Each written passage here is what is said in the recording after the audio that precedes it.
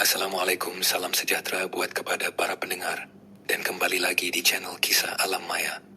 Kita bersambung ke episod 8 yang bertajuk Yang Menunggu Dalam Tanah. Kisah yang berepisod daripada kisah seram ayam hutan dari tajuk utama dalam cerita ni. Sebelum kita meneruskan bercerita tentang kisah ni, yang mana belum mendengar cerita-cerita yang lain, boleh tekan profil channel dan masuk ke halaman dan pergi ke playlist yang disediakan. Dan kepada yang baru hadir di channel ni, terima kasih kerana klik video ni. Dan yang mana belum tekan butang subscribe, boleh tekan butang subscribe dan loceng di bawah supaya dapat notification dan tak ketinggalan video terbaru nanti. Jadi, seperti biasa, kita teruskan dengan cerita ini.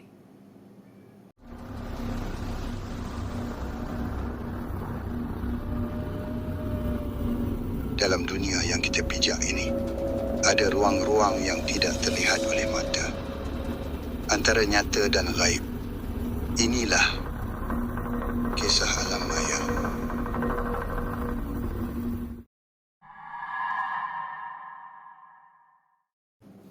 Aku tak tidur malam tu. Bukan sebab tak boleh, tapi sebab aku tak berani. Tanah di bawah rumah Pak Teh tu masih terasa hidup. Kadang-kadang, bila aku diam betul-betul, aku boleh dengar bunyi halus dari bawah lantai kayu. Macam ada satu benda cuba naik. Aku duduk bersandar pada dinding, mata pandang lantai. Lampu minyak atas meja bergoyang perlahan walaupun tak ada angin. Dia belum pergi. Suara Pak Teh muncul dari belakang aku. Aku terus toleh. Dia berdiri di pintu bilik. Muka dia serius, lebih serius dari malam sebelumnya. Maksud Pak Teh, benda tu masih ada bawah tu. Pak Teh tak jawab terus. Dia jalan perlahan ke tengah rumah. Kemudian dia tunduk, letak tapak tangan dia atas lantai. Diam, sunyi, beberapa saat. Lepas tu, muka dia berubah. Dia dah tahu kau nampak dia. Jantung aku macam jatuh. Apa maksudnya? Dia tahu. Pak Teh angkat kepala. Mata dia tepat ke arah aku. Benda bawah tu bukan sekadar menunggu, dia mencari. Malam makin pekat. Pak Teh suruh aku jangan keluar rumah langsung. Pintu dikunci rapat. Tingkap ditutup semua. Tapi yang peliknya, bunyi ayam hutan yang aku dengar sebelum ni muncul semula. Kali ni lebih dekat, lebih jelas. Bunyi itu bukan macam ayam biasa. Dia serak, dalam, macam keluar dari dada sesuatu yang bukan hidup sepenuhnya. Aku pandang Pak Teh. Pak Teh, bunyi tu. Jangan jawab. Dia terus potong.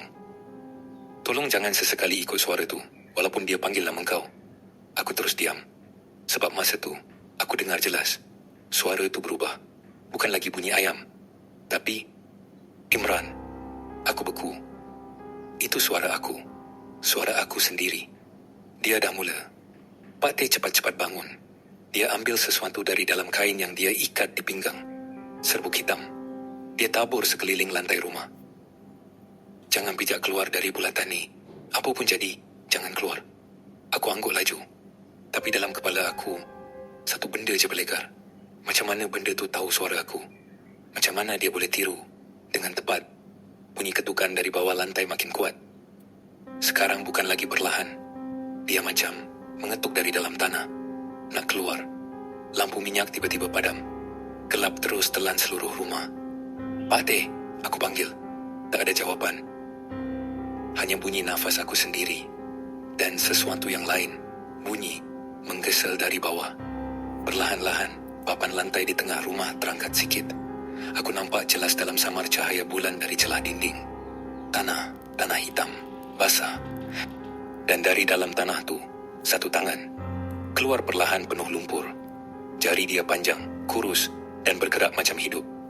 Aku cuba jerit, tapi suara aku tak keluar. Tangan tu naik lagi. Kemudian, kepala, wajah dia tak sempurna. Macam tanah cuba bentuk jadi manusia, tapi gagal. Mata dia kosong, tapi tetap memandang aku. Mulut dia terbuka perlahan, dan dia bersuara dengan suara aku. Imran, turun. Aku tersentak ke belakang. Air mata aku jatuh tanpa sedar. Pak Teh. Tiba-tiba, satu hentakan kuat dari belakang aku. Pak Teh muncul. Terus campak sesuatu ke arah makhluk tu. Serbuk putih meletup kena badan dia. Makhluk tu menjerit. Bunyi dia bukan manusia, bukan haiwan. Dia campuran, mengerikan. Masuk bilik, sekarang. Aku tak tunggu. Terus lari masuk bilik dan tutup pintu. Dari dalam, aku dengar suara Pak Teh membaca sesuatu. Laju, keras. Makhluk tu menjerit lagi. Kemudian, sunyi. Aku tak tahu berapa lama aku duduk dalam bilik tu. Bila aku keluar, rumah kembali senyap. Lantai, normal. Tak ada lubang, tak ada tanah. Macam tak pernah jadi apa-apa. Tapi Pak Teh duduk di tengah rumah. Penat, wajah dia pucat. Dia bukan dari hutan. Pak Teh bersuara perlahan. Aku pandang dia. Habis tu, dari mana? Pak Teh angkat muka. Dia dari bawah tempat yang lama. Tempat yang pernah dikorbankan. Darah aku macam berhenti mengalir. Maksud Pak Teh, tempat ni. Pak Teh anggup perlahan. Rumah ni bukan sekadar rumah. Dia berhenti sekejap. Kemudian sambung. Dulu, ada orang tanam sesuatu hidup-hidup di bawah sini. Aku terkaku. Dan sekarang, Pak Teh pandang tepat ke arah lantai. Dia nak ganti tempat dia dengan orang lain. Malam tu aku tak tidur langsung. Sebab aku tahu benda tu belum selesai. Dan yang paling aku takut, masa aku pejam mata sekejap, aku dengar satu suara berbisik dekat telinga aku. Perlahan, dekat sangat.